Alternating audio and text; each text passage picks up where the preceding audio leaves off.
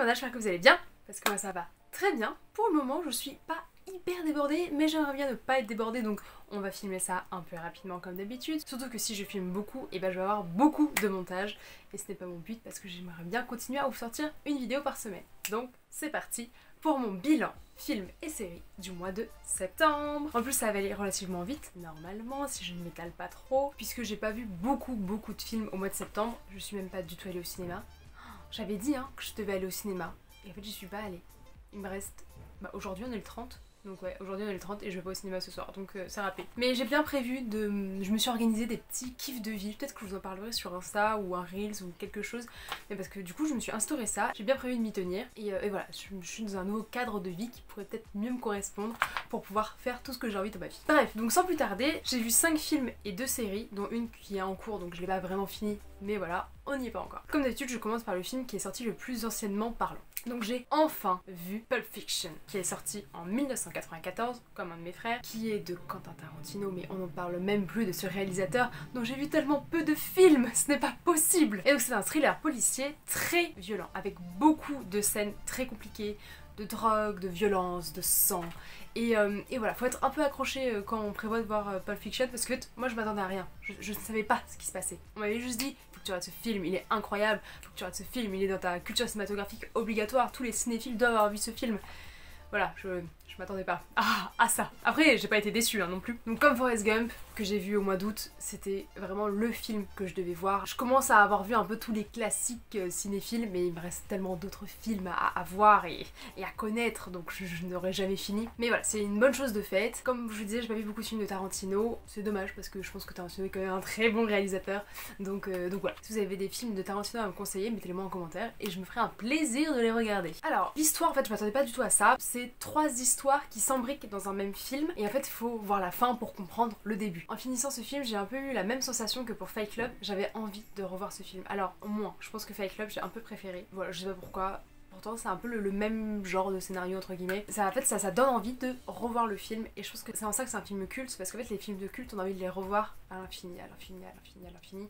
Et c'est pour ça que je pense que Fight Club et Pulp Fiction par exemple, sont des films que on veut revoir pour comprendre. Maintenant qu'on a la clé, la solution du problème, etc. Et ben on peut comprendre un peu plus. Bon après, en soi donc c'est un film culte, mais c'est pas du tout mon genre d'histoire. Déjà les thrillers, déjà les films policiers, c'est pas mon truc. Et là en plus le fait qu'il y ait 3 histoires où c'est pas tout à fait toujours dans le même ordre et c'était compliqué en fait à comprendre, mais en même temps je trouve ça hyper audacieux de la part de Tarantino, parce que c'est en vrai quand tu y réfléchis un petit peu et que faut être bien accroché pour bien comprendre le film, tu comprends le film en fait. Donc c'est très smart de la part de Tarantino, parce qu'en fait c'est très bien fait.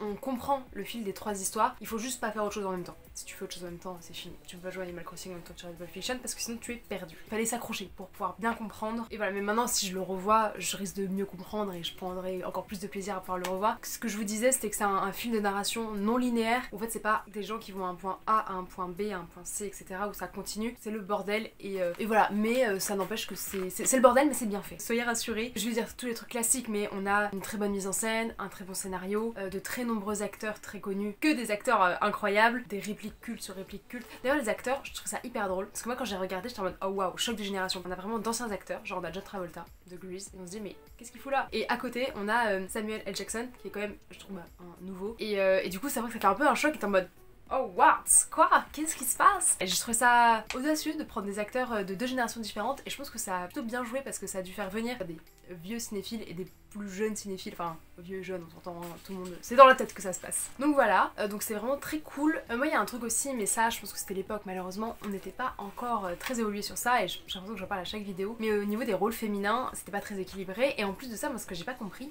c'est que l'affiche principale du film, et c'est une actrice qui est dessus, enfin c'est une femme, et moi je pensais qu'elle allait avoir un rôle hyper important, hyper stylé, parce que elle est devant, et en fait on la voit peut-être 15 minutes quoi, tu es en mode mais quoi? Pourquoi Voilà, bon j'abuse peut-être 15 minutes, mais voilà, les rôles féminins ne sont pas très prenants et pas très pris. Après on évolue dans un monde d'hommes malheureusement, surtout à cette époque, surtout dans ce contexte, et ça ne serait tardé pour changer finalement. Donc pour résumer, je vais vous lire ma phrase parce qu'elle est quand même très bien. Un scénario loufoque rempli de répliques à connaître, saupoudré de nostalgie de films de l'époque. Waouh! Et ils ont dit saupoudré, pas saupoudré. Donc voilà pour Pulp Fiction. On va passer à la suite. On va parler du Géant de fer qui est sorti en 99 et qui a été fait par Brad Bird et pas Brad Pitt, parce qu'à chaque fois que je voyais Brad, j'étais en mode mais et que Brad Pitt s'appelle Brad. Et du coup c'est un film d'animation de science-fiction et d'action. Et c'est une très jolie histoire d'amitié entre un petit garçon et un robot de 30 mètres de haut. Je sais pas vraiment du spoil, c'est le début de l'histoire. Mais voilà, c'était très mignon, très cute, j'adore les dessins animés. Ah mais j'avais déjà vu un dessin animé. Putain, je me suis cassé les fesses depuis hier à essayer de caler un dessin animé dans mon classement, mais en fait j'avais déjà vu. Je me fatigue. J'aurais pu tourner ça tout à l'heure. Enfin, j'aurais pu mieux m'améliorer au lieu de perdre du temps à regarder un dessin animé et à faire une truc et tout. Bon, après, ça retourne dessin animé. Je vous en dis pas plus, vous regardez à la fin. Bref, mais je suis trop bête. Oh, c'est une catastrophe. C'est une 3 chefs d'animation pour l'époque, il est quand même sorti en 99, donc l'année de ma naissance, et c'était quand même il y a assez longtemps. Alors je sais pas que je suis vieille, hein, mais voilà, je pense que le degré d'animation était pas forcément au plus haut à ce moment-là. Mais c'est pas trop mon style d'animation. Voilà, après, comme d'habitude, moi les trucs d'animation, avec le temps je m'y fais et j'apprécie quand même, il y a de tout et j'aime de tout et je suis pas très compliquée en soi.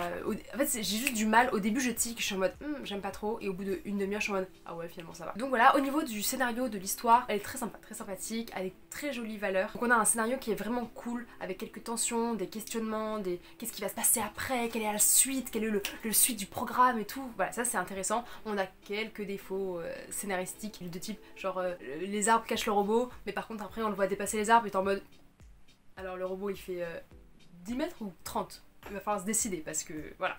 Mais bon, enfin, c'était en 99, effectivement il y avait d'autres dessins animés qui avaient pas fait ce genre d'erreur, mais ça n'enlève en rien à la beauté de ce film. Et par contre, c'est un film qui a de très jolies valeurs, que j'aime beaucoup, mais genre vraiment beaucoup. Puisqu'en fait, au-delà donc de l'amitié, de la relation parent-enfant, de la relation enfant-adulte, etc., on a une belle ode à la non-violence. Et ça...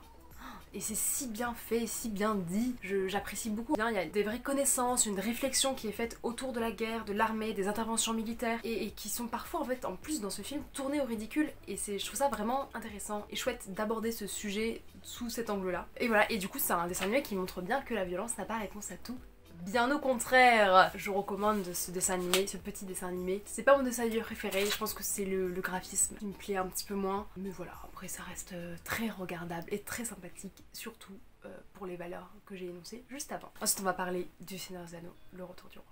Oui, c'est un revisionnage, c'est mon film préféré de ma saga préférée, donc forcément j'ai beaucoup d'affection pour ce film et je vais essayer de pas en parler pendant 3 heures. En fait je l'ai regardé parce qu'en fait je présentais Le Seigneur des Anneaux à une copine qui n'avait jamais vu, et voilà, moi présenter ma saga préférée, mais c'est... j'adore regarder Le Seigneur des Anneaux avec des gens qui n'ont jamais vu, comme ça je peux leur expliquer, je peux leur donner la petite anecdote, le petit machin et tout, et je trouve que ça améliore la qualité de visionnage. Mais revenons sur les bases, donc c'est un film qui est sorti en 2003 et qui a été fait par le grand et merveilleux, voilà, merci Peter Jackson, merci d'avoir fait cette saga. Et donc c'est un film médiéval, de fantastique, d'aventure, qui est mais incroyable, vraiment. C'est pas pour rien que c'est ma saga préférée. Après, je dis que c'est mon préféré des 3, mais j'aime beaucoup les 2 tours. Parce que la bataille du gouffre de Helm, mais c'est trop bien. Mais je pense que j'ai quand même une petite affection sur le 3 parce qu'il y a le dénouement final, il y a beaucoup de répliques cultes que j'aime beaucoup. Il y a plus d'approfondissement sur certains personnages, sur certaines relations, etc. J'aime beaucoup la finalité en fait du Seigneur des Anneaux et je pense que c'est peut-être pour ça que je préfère le 3, mais j'aime beaucoup le 2 aussi. Bref, donc tout est incroyable. Hein, comme vous pouvez bien le comprendre, le scénario, merci Tolkien d'avoir écrit ces livres parce que c'est une pépite née. Les décors, le paysage, la musique, les costumes, le maquillage, les acteurs, tout est incroyable. En fait c'est pas compliqué, ils ont eu 11 Oscars. Et rares sont les films qui ont eu 11 Oscars, ok? Surtout que les films précédents, enfin les Seigneurs des Anneaux 1 et 2 ont aussi eu des Oscars. Ça veut bien dire ce que ça veut dire. Donc voilà, mais, tout est incroyable, tout est bien fait. Mais bon, en plus il y a Orlando Bloom, mais à part ça... It's my life. Vraiment cet acteur il joue dans tous mes films préférés. Voilà, c'est pas compliqué. Tout est incroyable. Et en plus mon watch-on préféré c'est lui l'acteur principal. Donc forcément cet acteur est incroyable. Voilà. Alors on l'a regardé en version courte parce que je pense que pour commencer, en fait quand tu regardes pour la première fois le Seigneur des Anneaux, il ne faut pas le regarder en version longue parce que c'est super long. En fait la version longue c'est vraiment pour les personnes qui ont déjà vu et qui ont déjà apprécié, parce que sinon tu vas en avoir marre. En fait 4 heures devant un film c'est beaucoup, c'est énorme et j'en ai parfaitement conscience. Mais moi j'adore passer 4 heures devant le Seigneur des Anneaux, ok? On m'enlèvera pas ça. Donc c'est vrai que j'ai été pas mal frustrée de voir qu'il y avait beaucoup de scènes qui n'étaient pas là, et j'étais en mode ah, et là c'est cette scène là où il y a... ah bah non en fait du coup elle y est pas. Je faisais vraiment découvrir l'histoire à mon amie et je voulais pas qu'elle soit perdue et qu'elle ait trop d'informations, etc. Donc je lui ai donné les informations, des fois on mettait en pause et je disais ah bah ça c'est une scène coupée, ça aurait pu être ça, etc. mais voilà, je voulais pas passer 4 heures devant ce film, pour elle en tout cas, pas pour moi, parce que moi je veux bien passer 4 heures devant ce film comme je vous l'ai déjà dit. Mais en soi la version courte reste très compréhensible, on a une ellipse qui est un peu compliquée concernant Saruman et je trouve ça dommage de pas l'avoir mis dans la version courte. C'est plus simple à regarder, tout simplement, on a moins d'informations et du coup c'est plus simple pour comprendre tout l'univers qui engendre le Seigneur des Anneaux. Et là, en fait, ce qui s'est passé, c'est que je le regardais avec beaucoup d'attention au niveau de la musique et des décors, mais beaucoup de la musique, et j'ai trouvé ça mais incroyable. Alors, je connaissais déjà la musique, qui était totalement folle, mais en fait, là, il y avait des moments où t'avais par exemple des violons. Le violon, c'est plutôt consacré à la région de la Comté, et en fait, il y avait des moments de violon en plein Mordor, mais parce qu'il y avait Frodon et Sam, et j'ai trouvé ça hyper intéressant, hyper palpitant en fait de se rendre compte que en fait la musique du Seigneur des Anneaux, et je pense que c'est pour ça que j'aime autant le Seigneur des Anneaux, c'est parce que au-delà du scénario, de l'univers que j'adore, en fait il y a vraiment des touches hyper précises sur le décor, sur la musique notamment, qui sont incroyables et qui me donnent vraiment envie de savoir la suite, etc. Il faut que j'arrête de parler parce que je suis déjà à 17 minutes. Et pour finir sur ce film-là en particulier, la scène finale est effectivement un peu compliquée pour ceux qui ne connaissent pas le Seigneur des Anneaux. Ma copine n'a pas compris directement, il a fallu qu'on lui explique, et même moi j'avais du mal à expliquer pour que ce soit simple, etc. Donc voilà, je pense que il aurait fallu un peu plus amener cette situation finale parce que c'est un peu compliqué. Sinon je m'arrête là parce que c'est ma saga préférée et je pourrais vraiment vous en parler pendant une demi-heure et je vais m'arrêter. Donc voilà, je vais passer au film suivant et je fais un bond de quasiment 20 ans parce que j'ai vu Black Widow de Kate Shortland et qui est sorti en 2021, donc l'année dernière. C'est un film d'action, d'espionnage et de super-héros. Et c'est une dinguerie. Je vais un peu plus lire mes notes comme ça je pourrais aller un peu plus vite. C'est Natasha Romanoff, qui est une de mes Avengers préférées en passant, qui vit du coup toute une histoire palpitante que je ne vais pas raconter parce que je disais que je ne racontais plus les histoires parce que sinon ça pouvait vous spoiler le début de l'histoire et moi j'adore ne pas avoir le synopsis du tout. Donc je préfère ne rien dire et juste survoler un petit peu cette envie, vous susciter l'envie de regarder les films finalement. J'étais trop contente qu'un film lui soit dédié parce que voilà, vraiment, Natasha Romanoff, je l'adore. J'ai mis beaucoup de temps avant de regarder ce film et je ne sais pas pourquoi, parce que je pense que j'ai raté sa sortie au cinéma, parce que j'avais pas carte de cinéma, et en fait il y a eu un an où j'étais débordée, en fait je n'avais pas le temps et je l'avais pas sur moi, et du coup cet été c'était chose faite. Concernant ce film, donc qui est très bien à mon sens, mais en même temps je suis pas très compliquée comme d'habitude, c'est que j'étais assez étonnée de la timeline. En fait je m'attendais à ce que ce soit un préquel, un vrai préquel, 100% préquel de Black Widow, mais en fait pas du tout. Il se situe après Civil War et on a quelques éléments du préquel et donc ça c'est cool parce qu'on peut avoir un peu plus l'histoire de Black Widow, c'est ça qui m'intéressait en fait. Mais je m'attendais à un vrai retour en arrière de l'héroïne, mais on n'a pas eu ça et c'était pas hyper grave non plus, mais c'est vrai que j'ai été surprise parce que je m'attendais quand même à un tout petit quelque chose.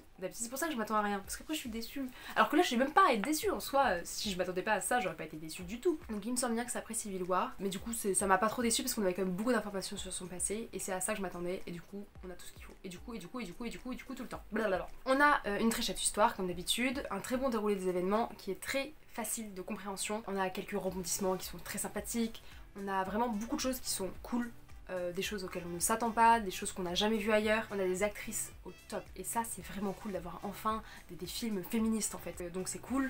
On a un univers hyper riche, forcément merci Stan Lee hein. Et c'est un univers que je connaissais pas du tout, enfin moi je connais beaucoup de choses sur le Seigneur des Anneaux mais je connais très peu de choses sur l'univers Marvel tellement c'est vaste et éparpillé, c'est fou. Ce film est vraiment cool, je veux pas vous en dire trop pour vous laisser cette envie de regarder ce film, je vous le recommande encore et encore et encore. Moi j'aurais pas voulu avoir plus d'infos que ça, et j'ai quand même fait un petit aparté sur un épisode de What If où en fait on a une ref avec le bouclier qu'il y a dans le film, je vous en dis pas plus comme ça vous n'êtes pas spoilé encore une fois, mais voilà si vous avez vu et le film et la série vous allez parfaitement comprendre de quoi je parle et j'ai trouvé ça en mode oh waouh, heureusement que j'ai vu Black Widow avec cet épisode, genre côte à côte comme ça j'ai pu faire le lien dans ma tête parce que sinon si je l'avais vu dans un mois j'aurais un peu oublié. En tout cas je vous recommande et c'est vraiment très très chouette. Pour finir, le dernier film que j'ai vu hier et aujourd'hui, qui est du coup le dessin animé du mois mais qui n'est pas le dessin animé du mois parce que j'en ai déjà vu un autre, c'est La Mer des Monstres qui est sorti en 2022. Et ouais, qui est sorti il y a moins de 2 mois, c'est le film le plus récent que j'ai vu là, parce que j'ai pas eu je suis allée au cinéma depuis 2 mois donc voilà. Et donc c'est un film de Chris Williams qui a fait beaucoup de dessins animés avant, il me semble qu'il a fait Volt. Et donc c'est un film d'animation d'aventure. Alors le scénario tient très bien la route, même si à mon sens c'est un peu du déjà vu. Petit spoil, attention 1, 2, 3, genre dragon. C'est la même chose, genre en fait des monstres qui sont en fait gentils parce qu'en fait c'est juste qu'on les a agressés, voilà, c'est déjà vu, mais ça reste quand même très fin du spoil. Bref, donc comme je vous disais avant le spoil, c'est un scénario qui tient très bien la route, qui est très très cool, vraiment très sympa. C'est une mécanique qui marche très bien, preuve avec le spoil que je viens de faire. Croyez-moi sur parole pour ceux qui n'ont pas vu la partie spoil. Ils ont pas poussé le scénario, l'univers à l'extrême. Ils ont pas complexifié les choses qui n'avaient pas besoin d'être complexifiées tout simplement. Ils sont restés à l'essentiel, ils sont allés droit au but. Ce qui est vraiment cool, c'est que c'est un fil qu'on déroule. Il n'y a pas des histoires en parallèle, des incompréhensions, etc. Et du coup, ça permet vraiment de faire ce fil là, comme je vous dis depuis tout à l'heure, parce que j'aime beaucoup faire ce mouvement là avec maman. Du coup, c'est chouette parce qu'on comprend tout très facilement. Ça reste très joli, très mignon, très familial. Je pense que ça a regardé en famille, sur le canapé, entouré de ses enfants. Voilà, bref. Il y a une qualité graphique qui est très cool. Pareil que pour le géant de fer, mais pas pour les mêmes raisons. Ça m'a pas beaucoup plu au début, parce qu'en fait tout est très lisse, t'as pas de boss, etc. Et c'est vrai que ça me perturbe un petit peu, mais ça reste très regardable. Hein. La qualité graphique est très jolie. En fait, justement, c'est pour rendre le film joli qu'ils font ça. Et c'est vrai que moi ça me fait tiquer parce que je me dis, mais en fait, dans la vraie vie, personne n'est aussi lisse que ça, donc ça ne fonctionnera pas. Mais au-delà de ça, on a des très jolis décors, divers, variés et surtout très réussis. Ce que j'ai beaucoup aimé aussi, c'est la musique, parce que c'est des musiques de pirates, et ça, j'aime bien les musiques de pirates. Alors, c'est pas des pirates, hein, c'est les chasseurs de monstres, donc voilà, on fait bien la différence entre les deux, mais j'aime bien les pirates, et du coup, voilà, c'était bien sympathique d'avoir des musiques de pirates. Et pour finir, ça a des très jolies valeurs écologiques, et pour moi c'est tellement important que voilà, on n'en parlera jamais assez. En termes de valeurs et tout, c'est pas le dessin animé du siècle. Alors oui, il y a des dessins animés où c'est mieux fait, je pense notamment au studio Ghibli où c'est un peu mieux réussi, mais par contre, moi à mon sens, je pense que plus on parle d'écologie, et mieux c'est. Donc si on pouvait faire 1000 dessins animés sur l'écologie, mais allons-y, allons-y. Mais bref, comme vous le savez, je vais encore trop m'étaler si je continue à parler d'un dessin animé, parce que je ne sais pas m'arrêter de parler. Voilà, je m'arrête là. C'est pas le dessin animé du siècle,